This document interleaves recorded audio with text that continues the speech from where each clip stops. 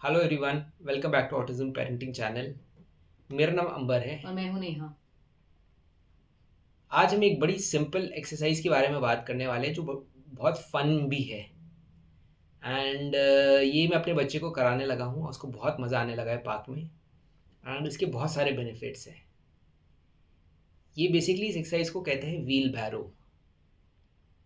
अगर आप लोगों को पता नहीं व्हील बैरो क्या होता है, तो मैं ये फ़ोटोज़ लगा रहा हूँ अपनी स्क्रीन पे।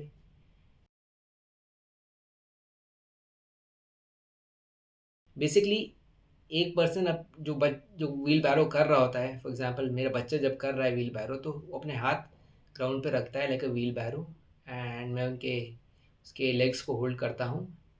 सो उसकी बॉडी ऐसे व्हील बैरो का शेप ले लेती है। एंड फिर मैं उसको he starts walking on his hands.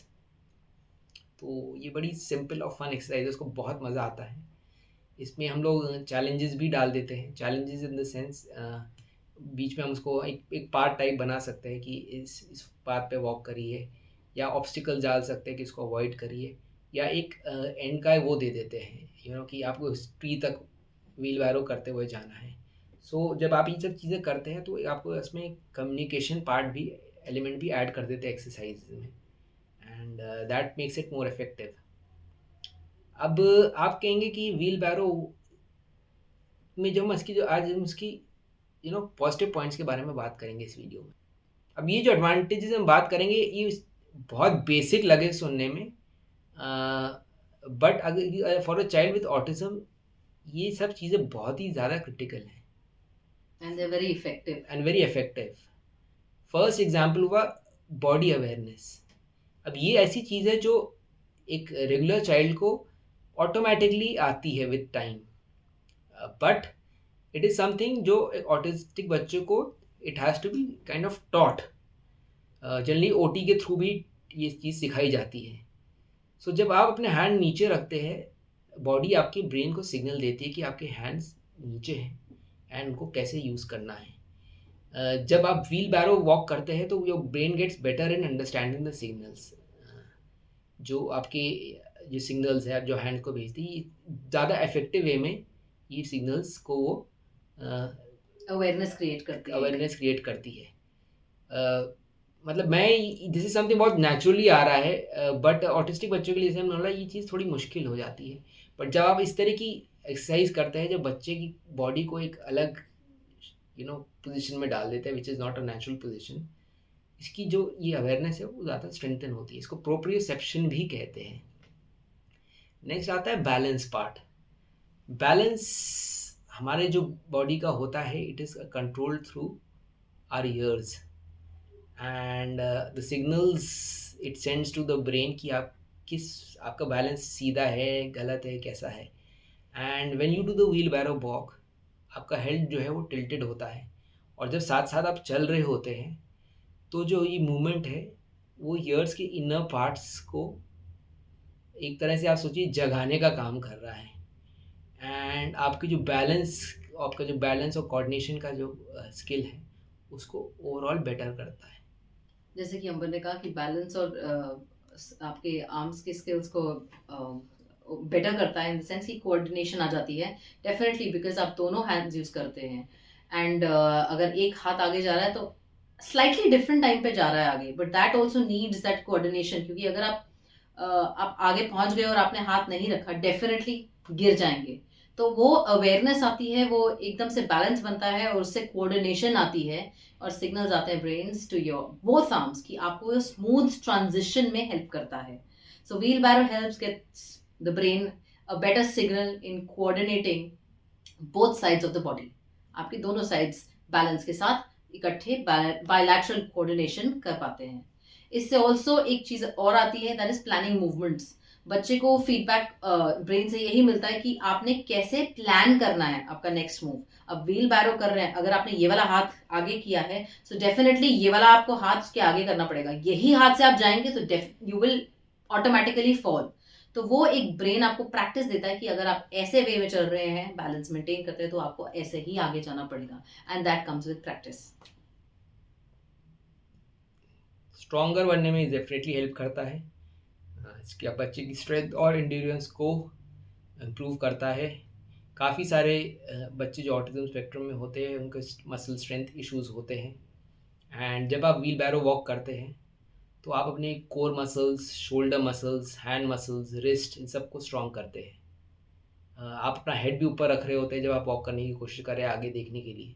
सो वो आपके नेक मसल्स एंड बैलेंस में भी सपोर्ट करता है। कभी कभी बच्चे जो है वो आपके शोल्डर की मसल ज़्यादा यूज़ करेगा rather than hand muscles, and वो आपको पता चल जाता है जब वो कर रहा होता है व्हील बैरो, जिसका मतलब ये होता है कि उसकी हैंड मसल्स, उसकी रिस्ट वो इतनी स्ट्रांग नहीं है। That is a good learning thing also, because आपको रियलाइज़ होता है जब आपके बच्चे की हैंड रिस्ट मसल्स स्ट्रांग नहीं है, then there are other exercises you can focus on building those strengths through your OTist. So that is also important. Thinking या एग्जीक्यूटिव फंक्शन स्किल्स जो है उनको भी ये इम्प्रूव करता है। जैसे मैंने बोला, जब आप व्हील बैरो करते हैं तो आप उसमें कई सारे ऑब्स्टिकल्स, चैलेंजेस डाल सकते हैं, एंड कई सारी इंस्ट्रक्शन फॉलोइंग पार भी हम उसमें इंक्लूड कर देंगे। हम उनको बच्चों को इंस्ट्रक्शंस देंगे, एंड बच्चे की attention skills to listen will improve. इसका एक फोकस आ जाता है कि मुझे किस ऑर्डर में जाना है, क्या करना है, तो his mind is functioning in a proper functioning in a proper sequencing में। sequencing. He's identified a problem, आपने उसको इंस्ट्रक्शन दिया, उसने उसको अटेंशन पे करी, and now his mind is focusing कि मैं जो मुझे टास्क मिला है मैं उसको कैसे मैं कंप्लीट करूँगा।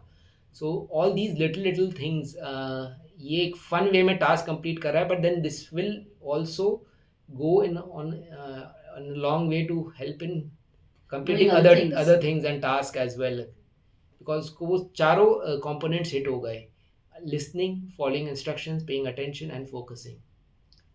इस सब के साथ वर्किंग टुगेदर एक ऐसी चीज जहाँ पे वो लैग करते हैं कि साथ में किसी के कुछ करना है, टीम वर्क बिल्डिंग बहुत हो जाती है, इससे ट्रस्ट हो जाता है एक दूसरे पे। अगर बच्चा व्हील बैरो कर रहा है, उसको पता है कि कोई मेरे टांगे पकड़ के चला रहा है, आप कुछ भी कर सकते हो उस टाइम पे बच्चे को, बट इफ यू वांट कि बच्चा अच्छे से करे तो आप एक उसके साथ ट्रस्ट बिल्ड करते हैं, you actually hold his place, hold his और हर लेग्स इन प्लेस, ताकि वो बच्चा आराम से कोऑर्डिनेटेड वे में आगे बढ़ सके। आप उसके हिंड्रेंस नहीं बनते हैं, आप उसको एक वो दिलासा देते हैं कि आई एम राइट हियर, हम दोनों मिलके ये काम करेंगे, तो उनसे उनको एक टुगेदरनेस और उनको एक टीम वर्क की आदत भी हो जाती है। फिर आई फोकस इतना ज़्यादा हो जाता है, तो उनको पता है कि अगर मैं इस तरीके से चलूंगा या वैसे करूंगा, एक विजुअल कन्वर्जेंस आ जाता है उधर कि मुझे कहाँ पे क्या करना है। It is completely focused. Wheelbarrow कोई ईजी, मतलब इट्स नॉट ईजी। आप अगर आपको कोई हाथ पे चला रहा है, आपको ऑब्वियसली देखना है कि कहाँ जा रहे हैं, आपके हाथ कैसे जा रहे हैं, आप कहाँ पे आप आगे भी देखेंगे, you are going to look ahead कि मेरे सामने ऐसी कोई चीज़ नहीं है जिससे मुझे लग जाए। So that comes through eye focus, which also improves when you do wheelbarrow. Finally, it helps you feel and understand your body better.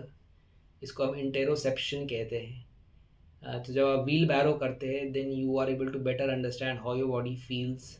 क्या आप टायर्ड फील कर रहे हैं, आपकी मसल्स सोर फील कर रही हैं, कहाँ आप एग्जैक्टली प्रेशर फील कर रहे हैं, and that helps you understand your body and control your movements accordingly in a better way.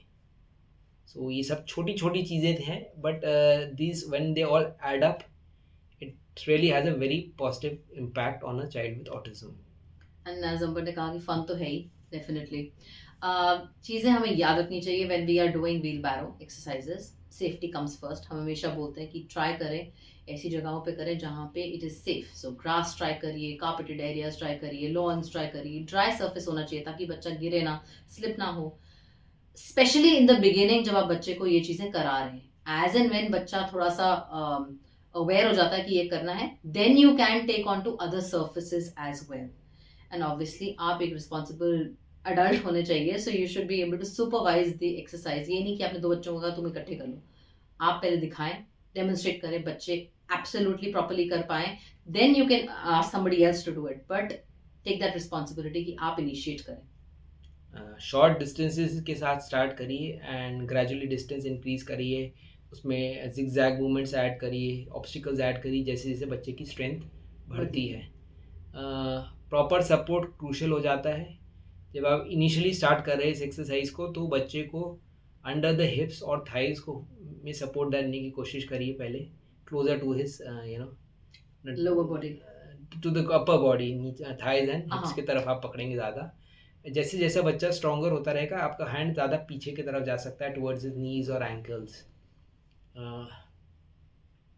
Feet के पास होल्ड करना अवॉइड करिए, एज उनकी जो बैक है उससे उसको आँख होने का चांसेस बढ़ जाते हैं। So hold from the legs Yeah, properly. yeah, there are enough videos and